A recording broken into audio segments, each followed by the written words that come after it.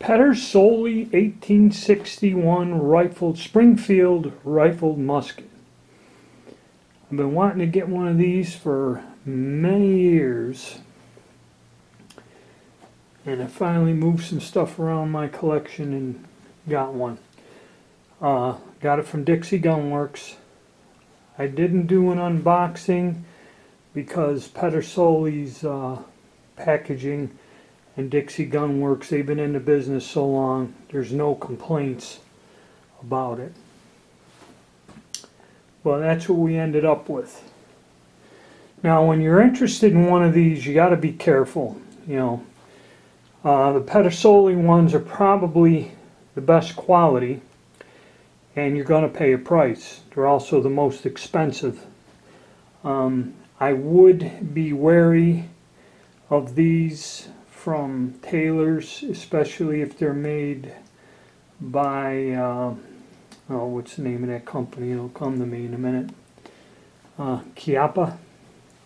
Because I've seen someone, I was interested in getting the 18, I think it's 45 or 48, the rifled musket in 69 caliber, but Pedersoli doesn't make one of those. And there was a guy that got one, a smoothbore, and granted they were about an $800 gun, but the lock didn't work on it. He did a video on YouTube where he tried taking it out and the gun didn't work whatsoever.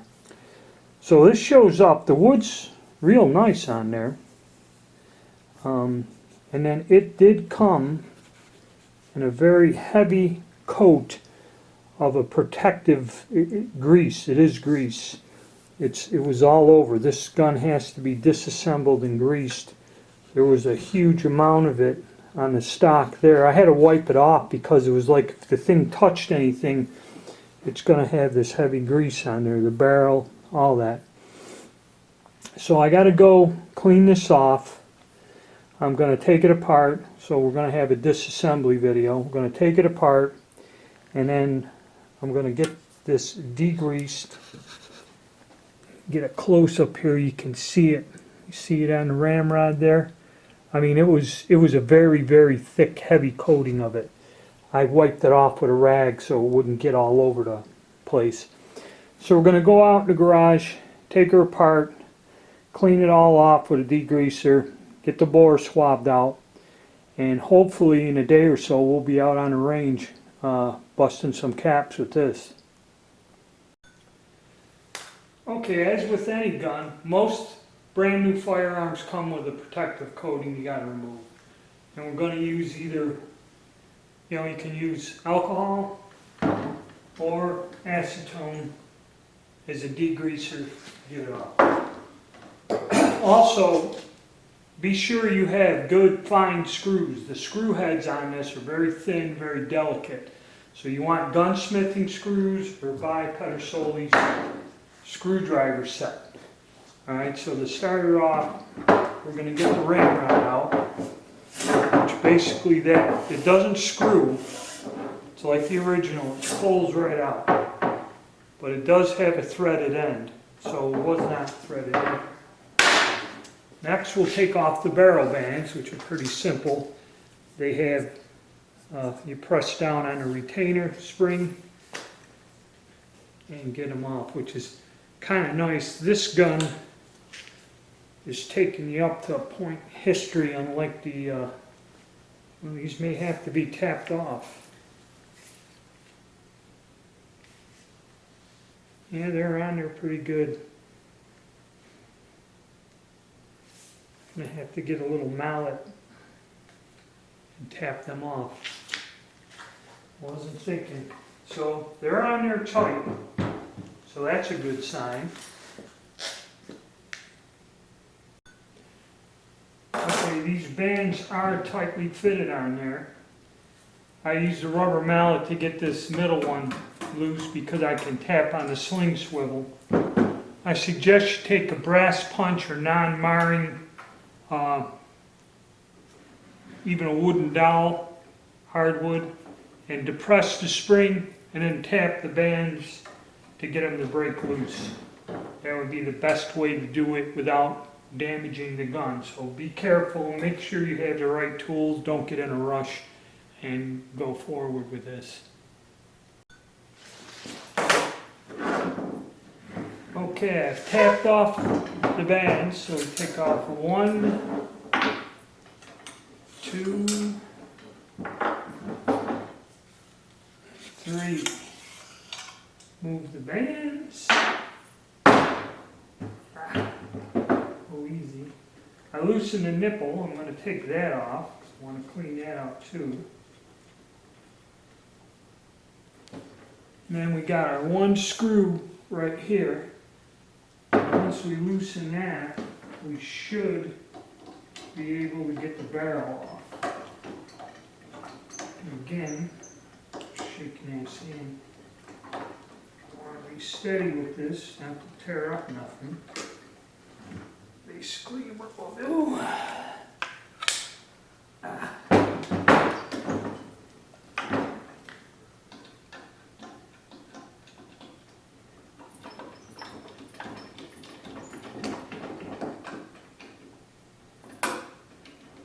Take the screw out.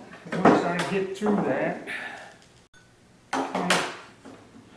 take the screw out here, and then the barrel should pop right out of the stock. Which, a little tap, yeah. There we go.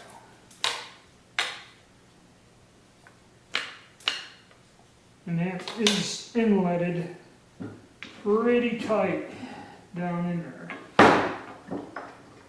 So,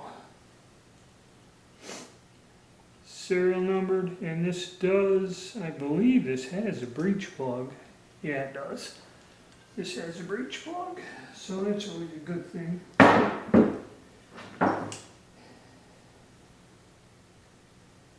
And I guess next would be taking these 2 screws out, and I'm going to remove the lock because I want to clean the lock out, or at least examine it. So once I get the screws loose, I'll be back.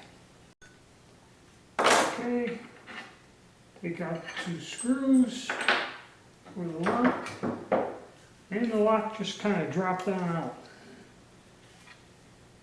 So there we got the stock. Let's set that aside. And we have our lock.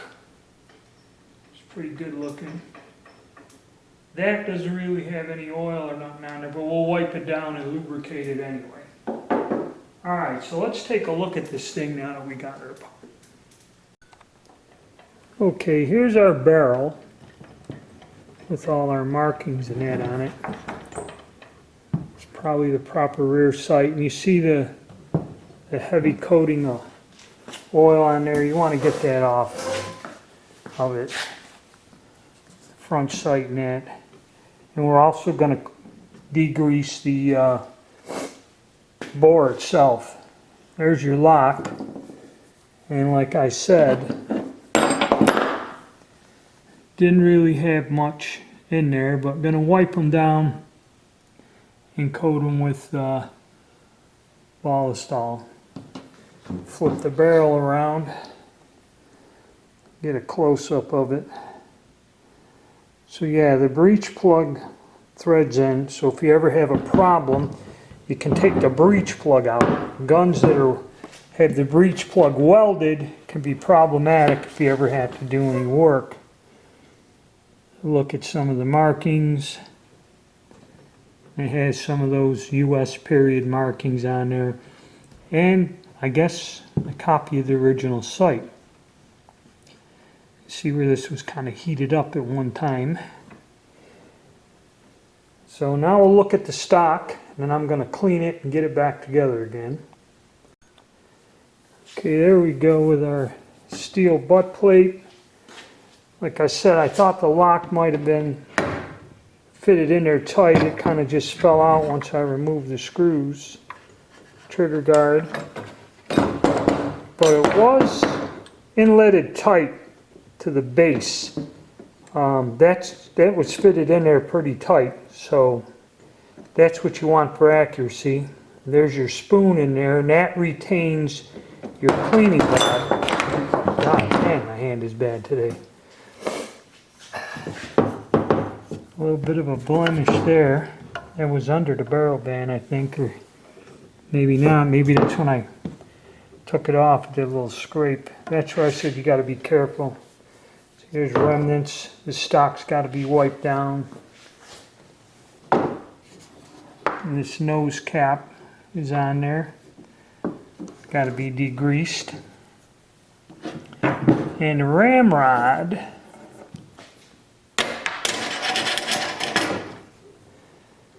that threaded end, you can get an adapter and hold the cleaning attachments, like a jag and a scraper with that. Track of the Wolf makes them. Because I got one for the other one, and you can use the cleaning rod both as a ramrod and turn it into a cleaning rod. So it's pretty efficient. Alright, I'm going to get to cleaning it, lubricating it, and then we'll get it back together again. Okay, everything's been degreased, wiped down, the exception of the bore. We'll do that last. Wood, I put something on the wood, wiped all the grease off, and I reinstalled the lock. What you would do is kind of push forward on the trigger. The lock just drops right into place. You flip it around and put the 2 screws in. The lock's back in place. Now the barrel, I'm going to see how this is going to go. Because like I said, it was, god damn it, fitted pretty tight in there, which it is. Okay, they did a real good job of inletting it. So you're going to have to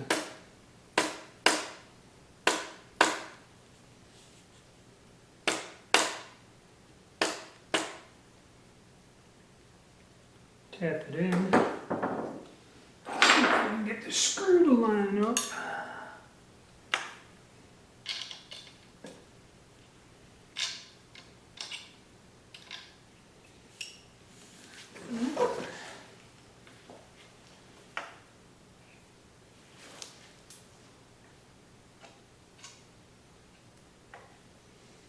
Okay, you're going to have to lift up on the end of the barrel, get the tang seated, and then drop that sucker in there. That has been inletted very good, very tight. Okay. Now, sliding our barrel bands back down on there. They do have sharp edges, so be careful. And any of you guys who've taken apart military guns kind of know how all this goes. And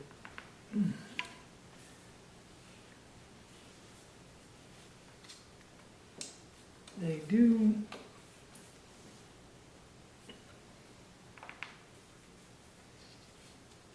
a little bit of pressure, kind of slip right down in there. But if not, what we will do,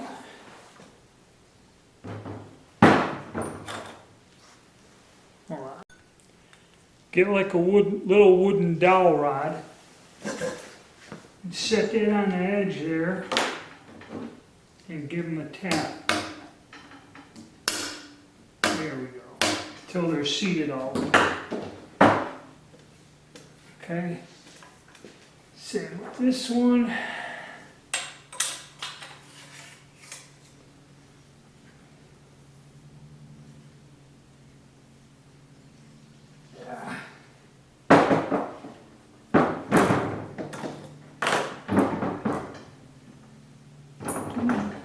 Even tighter.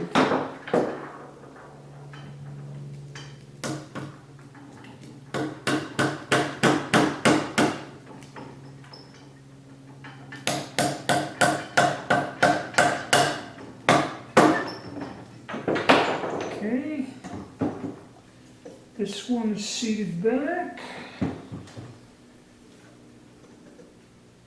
and this last one here, slide this over. Like I said, they're pretty tight, so they're going to have to be tapped in and tapped off. Okay. That's there. Cleaning rod goes in. I checked the adapter I had, it doesn't go on. That's what it looks like. It goes on the other one, the threads are different on the end of this rod. So, there, our cleaning rod's back.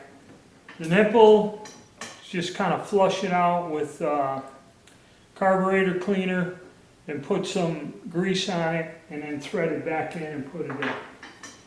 So now we'll talk about, we're going to degrease the bore here next. Okay, setting this up for cleaning rod, what I found is the old heavy shotgun cleaning rods, they're no longer made, but I got these and I'm going to use a button jag, and I also have a scraper for 58 caliber. I'm going to take this to the range with me.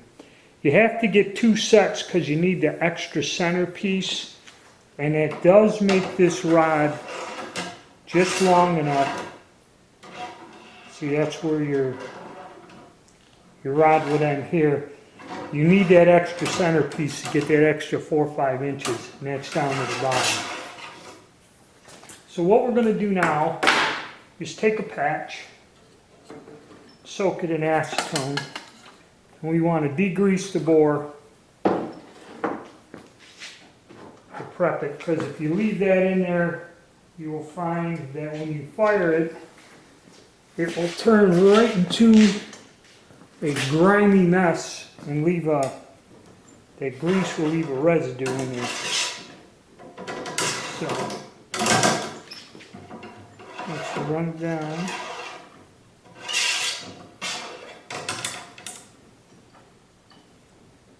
Which, see, there's still something, a little bit of residue in there from the factory.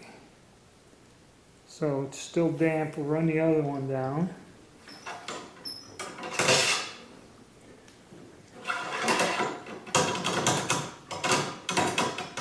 Kind of rub it around in there.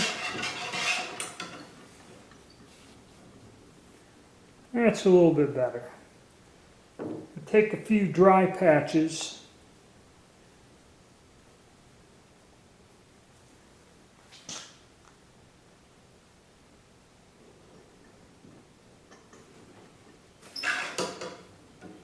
And run them down.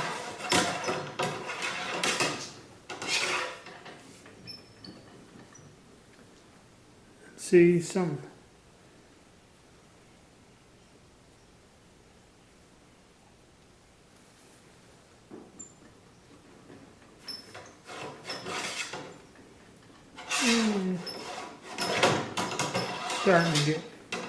Starting to go in a little resistance, meaning that it's cleaned up. Then the last patch we'll soak with a protectant and lubricant. We'll run that in there to coat the barrel with a light lubricant, not that heavy grease.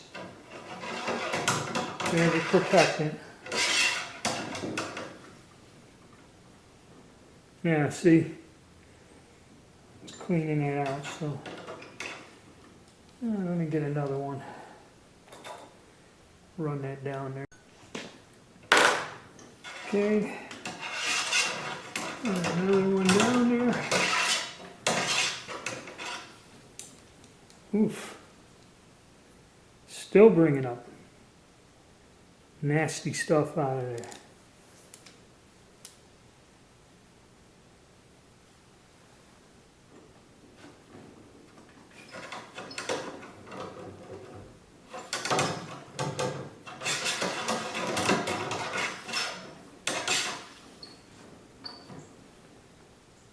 Alright, well, that's in there. So now all I'm going to do is put some grease on the nipple, reinstall that with the nipple wrench. And we got this thing cleaned up to the point where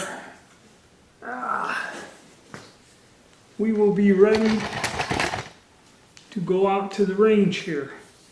Hopefully later this week. Today it is cold. It's cold out here. But there she is. All finished up. Looks nice, cleaned up, ready to roll. Wood's nice on there. You even have a stock cartouche. Nice shiny metal butt plate. Really nice looking gun. High quality. Now we just got to make sure the sights are on square and it shoots straight. And if it does, then we got a winner. As far as quality goes, Pedersoli's the best out there, unless you get something custom made. Kippewa, I'd be a little nervous, and even though people have done videos, I know the reenactors, there's something they have to do with one of these, with loose powder or something. I'm not into reenacting. I'm going to shoot this. And there are people that compete and do shoot these in matches with actual, bullets, competitions. I'm not going to do that. I would just like to go out. I always like these weapons because I was fascinated by the technology of the minié ball or the mini ball. And I really like shooting. The other 58 I had, I liked. I bought another Euro Arms Zouave rifle that the sights were off and it didn't shoot anywhere worth a damn, but I didn't have a lot of money in it and I just resold it to a guy that was a reenactor. And he was an active reenactor. He was going to take it out. He bought it from me. And he was happy with it. This here, I'm hoping the sights are good and they're on, and I really don't have to make any adjustment because I believe these things are fixed, just like the originals. There is no windage adjustment on these. But we're going to get out here in a little bit and give this sucker a roll and see how it goes. So that's that. All right, guys, stay tuned.